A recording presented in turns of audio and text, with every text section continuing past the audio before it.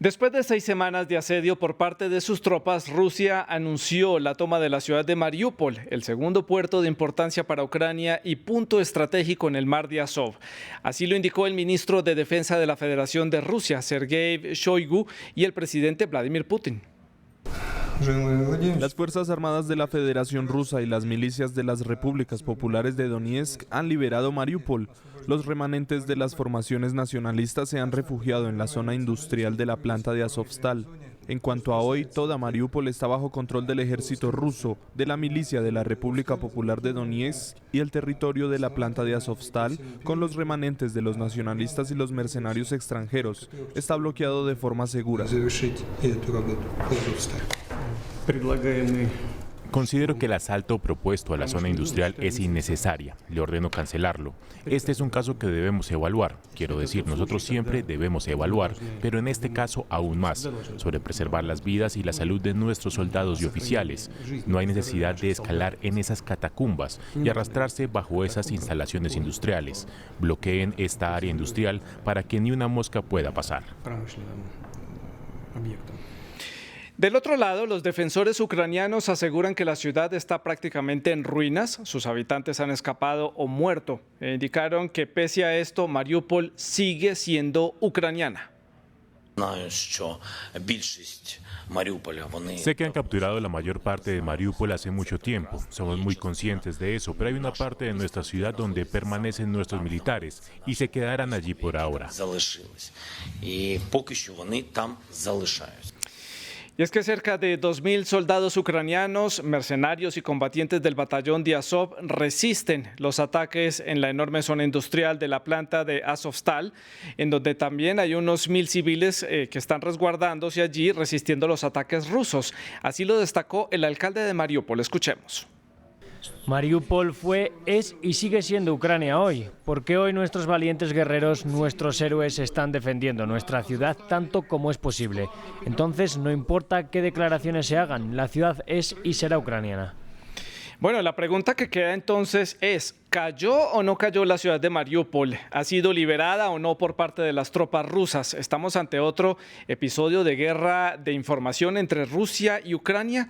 De ser comprobada entonces la caída de esta ciudad, ¿qué significa para Rusia que se muestra ahora como victoriosa con este logro y qué representaría entonces para Ucrania en los términos de la guerra? También vale la pena destacar otros hechos que tuvieron lugar a lo largo de esta semana, por ejemplo, ese cuantioso apoyo monetario que el presidente de Estados Unidos, Joe Biden, anunció para darle a Ucrania. También la visita a Kiev del presidente del gobierno español, Pedro Sánchez, que anunció también la entrega de ayudas militares.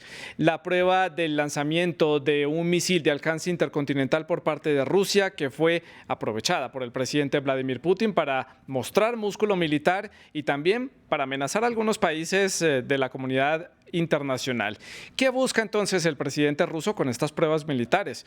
Y también es importante analizar esos 5 millones de migrantes ucranianos cuya mayoría se están concentrando en los países vecinos, como por ejemplo en Polonia, Hungría y Moldavia. Hoy en el debate de France 24 analizamos los hechos más recientes relacionados con la guerra en Ucrania.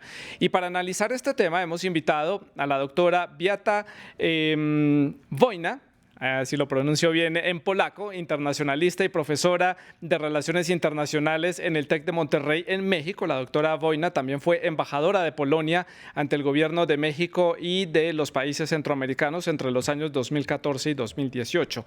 También desde San Juan de Puerto Rico se conecta el doctor Lajos Sazdi, ahora pronunció en húngaro, analista de Relaciones Internacionales y Estudios Estratégicos de Fuerzas Terrestres, Navales, Aéreas y Espaciales Rusas. Es también profesor adjunto de la Universidad Interamericana de la isla de Puerto Rico. Ustedes, nuestros televidentes, también pueden participar en este debate con todos los comentarios y preguntas que quieran hacer sobre este tema. Lo pueden hacer a través de las redes sociales, en Facebook, en Instagram y en Twitter. Estamos como @France24-es, @Santilogo, que es mi cuenta personal. Les recuerdo que nuestra etiqueta es numeral el debate F24. Esperamos, por supuesto, todos sus comentarios y sus preguntas a través de las redes sociales sociales para que ustedes también participen en este debate. Comienzo entonces preguntándole a la doctora Boina en México por esta supuesta caída de Mariupol. Tal parece que se está dando allí otra guerra informática o guerra a nivel informativa entre Ucrania y Rusia. Rusia afirma que la ciudad ya fue liberada por las tropas rusas, por lo menos así lo dan a conocer desde el punto de vista ruso, pero desde el punto de vista ucraniano, ya lo decíamos, han dicho que la ciudad sigue en manos ucranianas. Mira, pues la verdad es que la ciudad de Mariupol, después de muchos días de asedio y de bombardeos, pues está mayoritariamente controlada por los rusos. Eso sí es un hecho. Pero por otra parte también es un hecho que hay un grupo de ucranianos, tanto soldados como civiles, que están resguardados justamente en la fábrica de Azovstal, desde donde pues han dado batalla a las Fuerzas Armadas rusas, que no han podido ocupar básicamente esta fábrica con ese grupo de más de 2.000 soldados ucranianos. Y a raíz de eso pues han decidido, se puede decir, ha decidido la parte rusa pues declarar una especie de victoria, pero dejando aparte este lugar, y con la decisión de Putin pues decidiendo básicamente que hay que cortar todas las vías de comunicación, todas las vías de un posible abasto, y de lo que se trata fundamentalmente es de sacar a los que están en Azovstal, en la fábrica Azovstal, pues bajo fuerza de hambre y falta de agua y falta de medicinas. O sea, básicamente condenarles a una muerte lenta, porque seguramente no se van a rendir. Entonces, en ese sentido, yo diría que obviamente la narrativa rusa tiene como objetivo demostrar que sí han logrado el objetivo de conquistar, de ocupar Mariupol. Lo presentan como una liberación de la ciudad, lo cual pues es absolutamente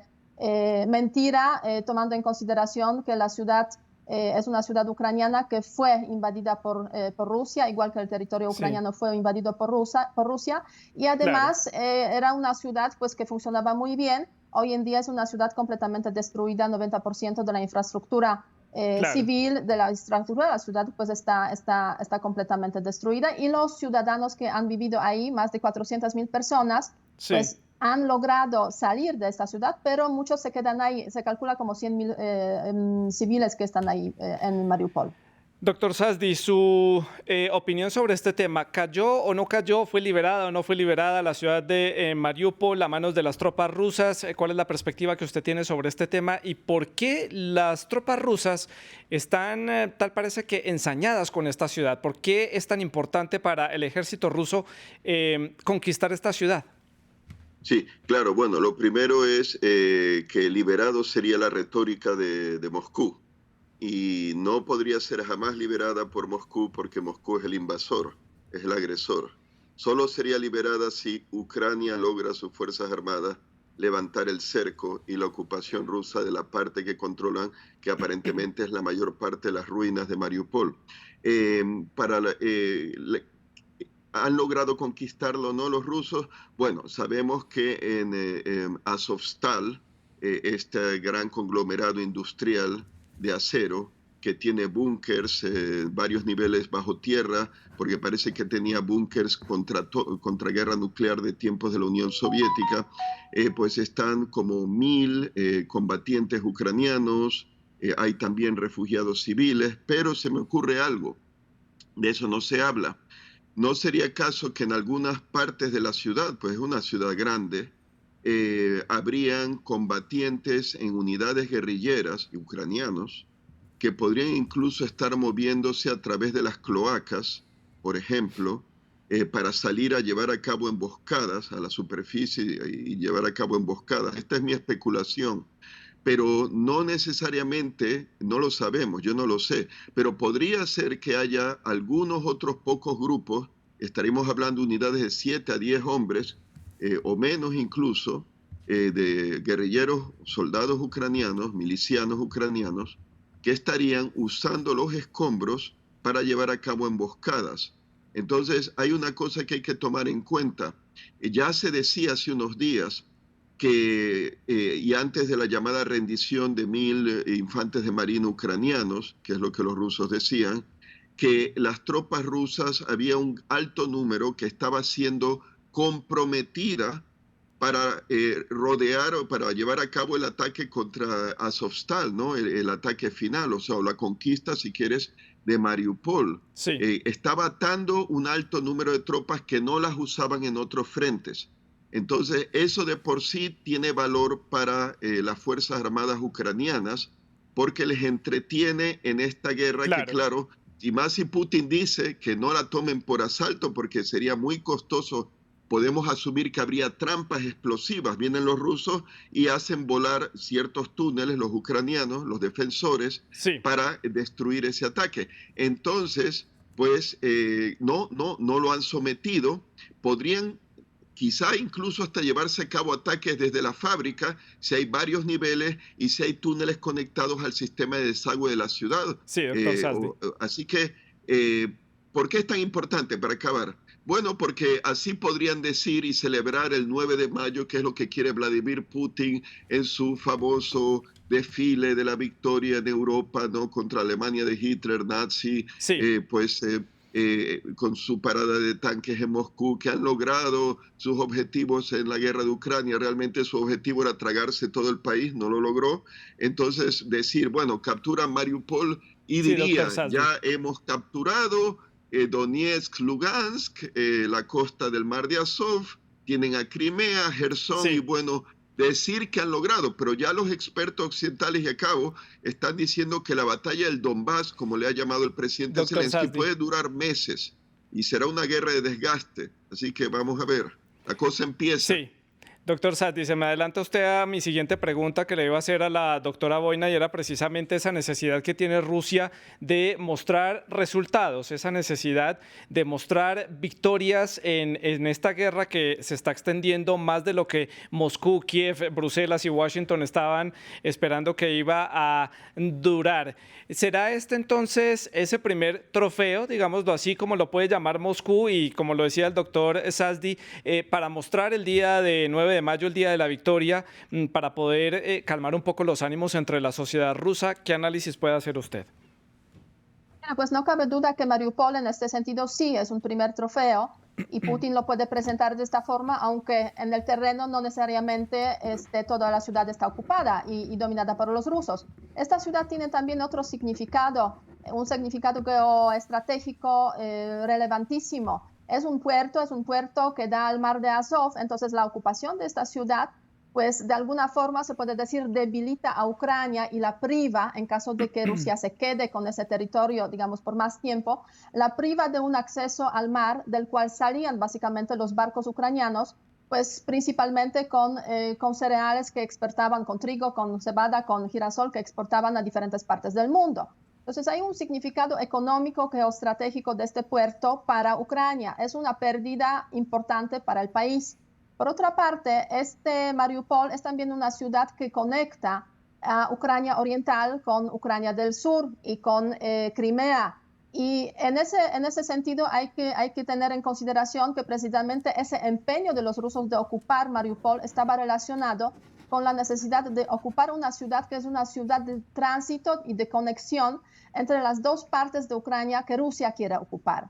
Es la parte del sur, que ya está parcialmente ocupada en Crimea y está parcialmente ocupada también la ciudad más grande, otra ciudad más grande de esta región, que es Gerson, donde además los rusos quieren realizar un referéndum precisamente para que esa ciudad y toda esa región de Gerson declare su independencia, repitiendo un poco el esquema de Lugansk y Donetsk.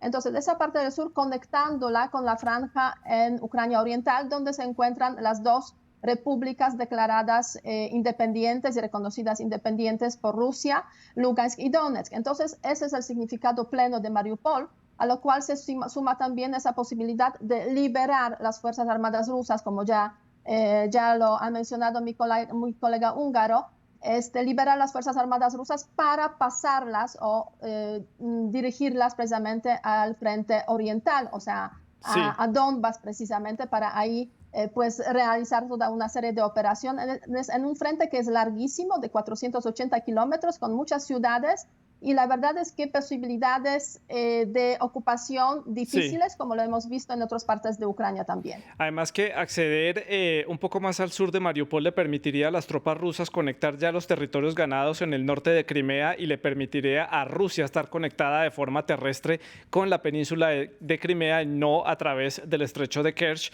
y ya permitiría, digamos, unificar por tierra ese territorio a la Federación de Rusia. Doctor Sazdi, paso a preguntarle en línea por lo que usted nos estaba comentando de esa necesidad de Rusia de mostrar logros para esa fecha importante para la Federación de Rusia, que es el Día de la Victoria del Ejército Rojo sobre los nazis. ¿El presidente Putin está bajo mucha presión al interior del país? Porque ya sabemos las consecuencias que ha tenido a nivel internacional, las sanciones y la presión que hay, pero al interior de Rusia, ¿cómo está el presidente Putin? Bueno, podríamos decir que aunque hay un estado represivo para que la gente no exprese libremente en público sus opiniones en contra de la guerra, porque los arrestan, los detienen, o como en el caso del editor en jefe de Novaya Gazeta, que bueno, pues el que ganó el premio Nobel, él ha cerrado el periódico porque podrían someterse sus periodistas a 15 años en la cárcel de prisión por decir, como dicen, fake news, noticias falsas, que es decir la verdad de que hay una guerra en Ucrania y que no les está yendo bien. Entonces, por un lado, hay, yo diría, una olla de presión que se está, en mi opinión, a pesar que se podría decir que ha habido muchos rusos que han apoyado a Putin, pero por su imperialismo, etcétera, la gran Rusia. Pero ahora las sanciones están empezando a morder. No hay, creo que, ciertos productos en los supermercados, los precios se están disparando por el corte, digamos, que de las relaciones rusas con el comercio internacional, el hecho que no pueden disponer de sus reservas en el extranjero, ¿no? De divisa fuerte, de oro, la mitad de todas sus reservas creo que estaba en bancos del grupo de los 7, vamos a decir en general, y más Suiza, etcétera. Está también el descontento por las pérdidas de las vidas de conscriptos, de jóvenes reclutados de 18 años, 19, 20 años, que se suponía que no estuvieran en una guerra, ¿no? Pues en Ucrania, pero los han estado usando en la línea de frente, y eso incluye el crucero Moscú, que parece que ha habido marineros que han sido conscriptos, han desaparecido. Moscú incluso pues no ha reconocido el número total de muertos en el crucero al hundirse, al ser atacado por los 2 misiles Neptuno ucranianos. Entonces hay protestas de eso, así que podemos decir descontento. Y otra cosa, parece que hay miembros de la FSB, de lo que yo llamo el aparato de seguridad e inteligencia de Rusia, que en mi opinión es la élite que manda, y Putin era su primus inter pares, el que ellos eligieron para gobernar, pero que ahora Putin parece que es como un mini Stalin, un mini Hitler que se ha rodeado, se ha aislado, rodeado de una base de gente incondicional, y entonces pues hay descontento entre ellos, y los generales destituidos, que no sé si llegan a 20 por no haber conquistado Ucrania o no haberle mentido, etcétera. O sea que podríamos decir que incluso en su grupo de la FSB hay descontento. Y lo último, 2 cosas que llaman la atención y que me recuerdan de métodos de la NKVD de Beria y de Stalin. Ha aparecido el vicepresidente de Gazprom Bank, el banco de Gazprom, ya saben, el gigante joya de la corona rusa, ¿no? Monopolio estatal de gas natural. Asesinado presuntamente por disparos, su mujer embarazada, su actual mujer, la que era su actual mujer, y su niña de 13 años, los 3 asesinados en Moscú en su piso de lujo. Y hoy salió la noticia que otro de esos, vicepresidente de la mesa directiva de Novatek, que creo que era pues la mayor, si no me equivoco, empresa de gas natural privada de Rusia, pero que hacía el juego, claro, los intereses de Moscú, ha aparecido ahorcado en Cataluña, en la Costa Brava, en su residencia de lujo, y su esposa y su hija de 18 años asesinadas a machetazos o hachazos. O sea, así que, ¿qué sería? Que estas personas estaban opuestas al régimen, y ahora Putin está desesperado, asesinando para que nadie se le torne en contra. Entiendo. La pregunta. Punto importante, doctor Sazdi. Paso a preguntarle a la doctora Boina en México por otro de los actores importantes de este rompecabezas de la guerra de Ucrania, y es Estados Unidos. Esta semana anunció más sanciones sanciones económicas para Rusia, y también anunció una ayuda económica, digámoslo así, para el gobierno ucraniano para seguir haciendo frente a la situación que se está viviendo allí por la invasión de Rusia. Reclaman más presencia de Estados Unidos. Estados Unidos, ¿qué análisis puede hacer usted, doctora Boina, de los hechos recientes? ¿Se mantiene muy al margen? ¿Se esperaba que Estados Unidos se involucrara más en este conflicto, o sabe claramente contra qué enemigo es el que se está enfrentando, que es Vladimir Putin? A los Estados Unidos es el país que más ayuda de carácter militar, humanitario y económico ha proporcionado a Ucrania hasta ahora. Si comparamos a todos los países que forman parte de la llamada coalición del Occidente, o sea, los que son miembros de la Unión Europea, de la Alianza Atlántica, algunos países más, en total como una treintena de países, los Estados Unidos han proporcionado a Ucrania en ese contexto más o menos casi 8.000 millones de dólares, de los 15.000 millones que han proporcionado todos los países del Occidente, sin contar aquí el apoyo de las organizaciones internacionales. En ese sentido, el anuncio del presidente Biden de que va a proveer nuevamente 800 millones de dólares, pues se suma, se puede decir, a esa política de realmente desembolsar bastante para que las necesidades de Ucrania, las necesidades relacionadas con la guerra, se cubran. Y en cuanto a eso, yo creo que no hay ninguna duda de que sí hay un compromiso real de los Estados Unidos para apoyar a Ucrania. Un compromiso que también obviamente tienen otros países de la coalición del Occidente, otros países de la Unión Europea, de la Alianza Atlántica, pero sí destacaría yo ese punto. Y ese punto salió a raíz de una investigación que han publicado justamente esta semana los investigadores alemanes de Kiel Institute,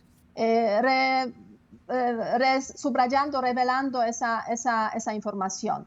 Ahora bien, obviamente también hay límites del apoyo de los Estados Unidos. Los Estados Unidos, como el principal país de la Alianza Atlántica, ha declarado con claridad que no va a haber soldados estadounidenses en el territorio de Ucrania, y tampoco va a haber involucramiento de la Alianza Atlántica o involucramiento de los soldados bajo paraguas de la Alianza Atlántica en el territorio de Ucrania, para no escalar el conflicto a una guerra mayor.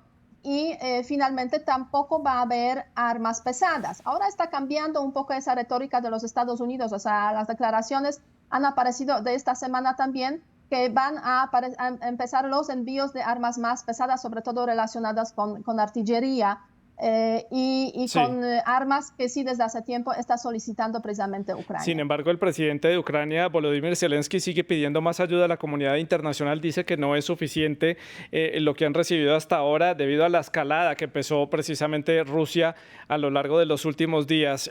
También para destacar, doctora Boina, la visita allí a Kiev del presidente del gobierno español, Pedro Sánchez. Prácticamente estuvo allí unas horas después de un largo viaje desde la frontera con Polonia, y también anunció ayuda por parte del gobierno español, una porción de ayuda militar para el ejército ucraniano. ¿Qué podemos decir de esta presencia española allí? ¿Qué se puede decir de la parte de colaboración que está haciendo la Unión Europea? Y le hago la misma pregunta al doctor Sazdi para hacer el análisis entre los dos.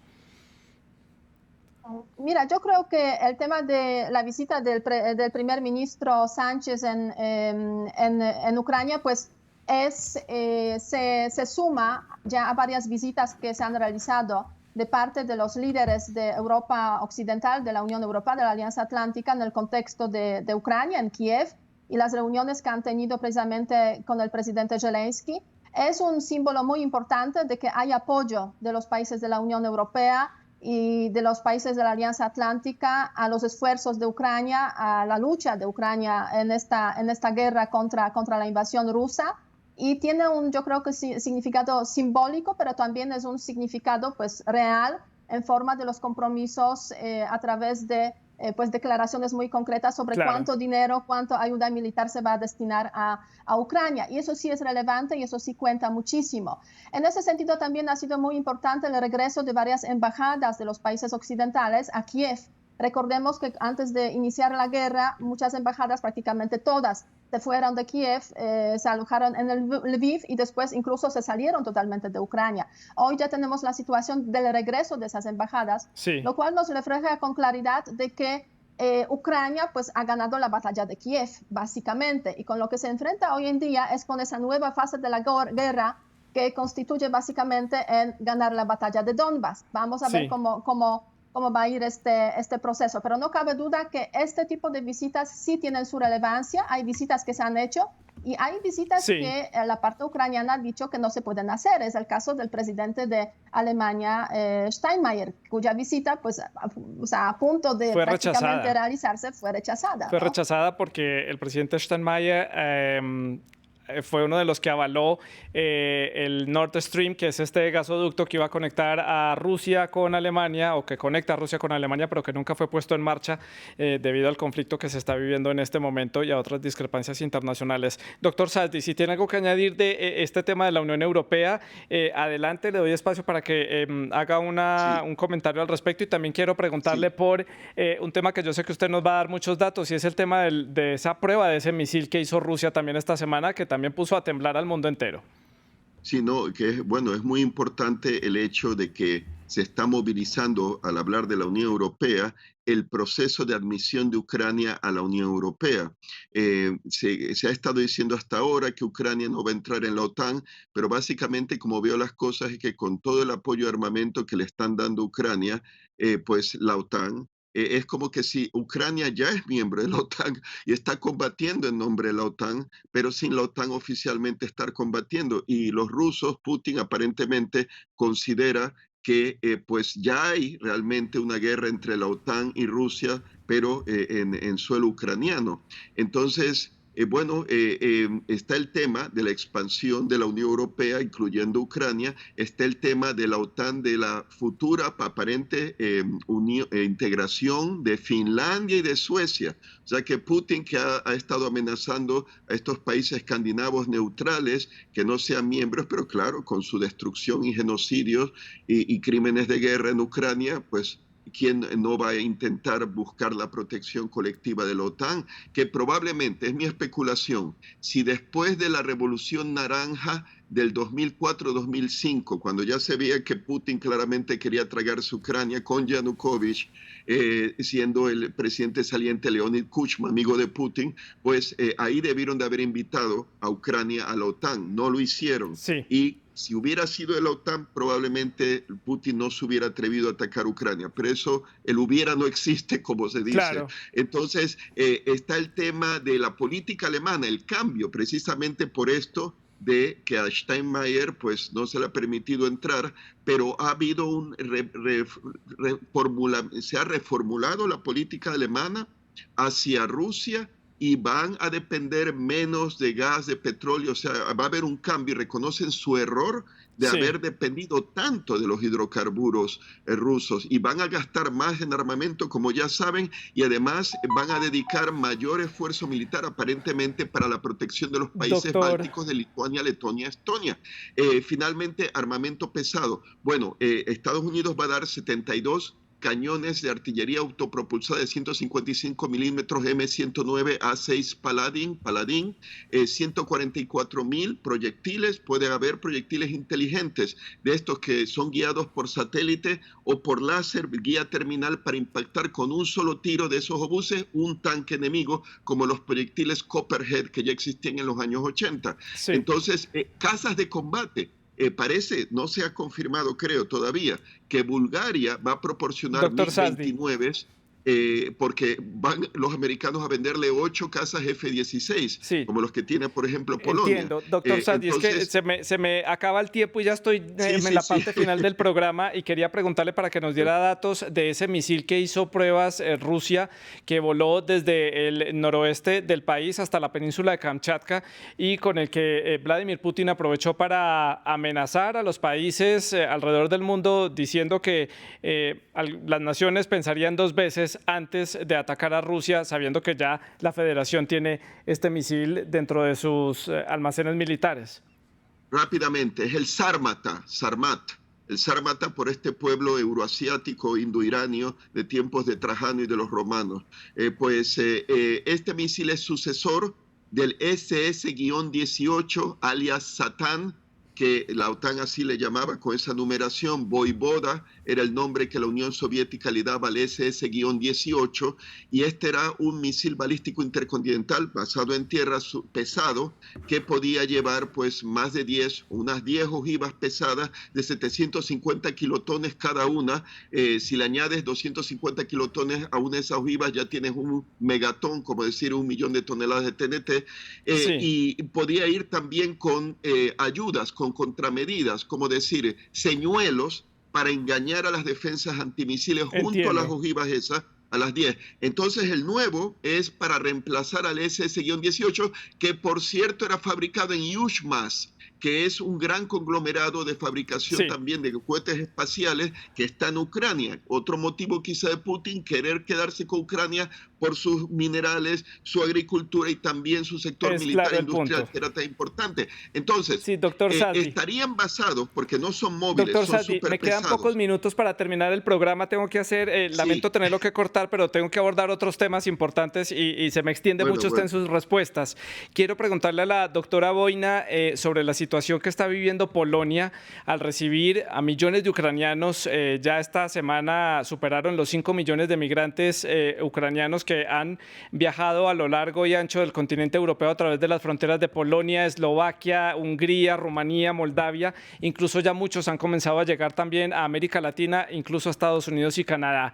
Usted debe conocer un poco más de la situación en Polonia, de lo que se está viviendo allí.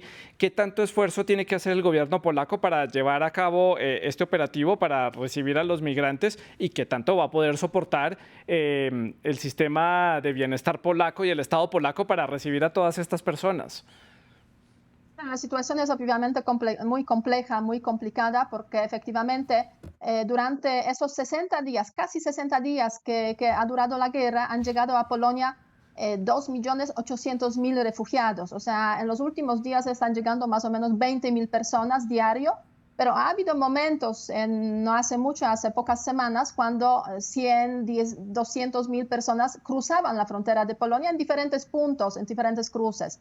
La verdad es que en ese sentido hay que decir que el gobierno polaco está muy comprometido con la causa ucraniana y ha puesto mucho esfuerzo precisamente para preparar una infraestructura para atender a los refugiados, por una parte, y por otra parte también hay una solidaridad de la sociedad polaca, que hay familias, muchas familias polacas, muchos polacos, muchas polacas que ofrecen incluso sus casas, sus departamentos, para que los ucranianos puedan pasar ese tiempo, digamos, de refugio en el territorio de Polonia.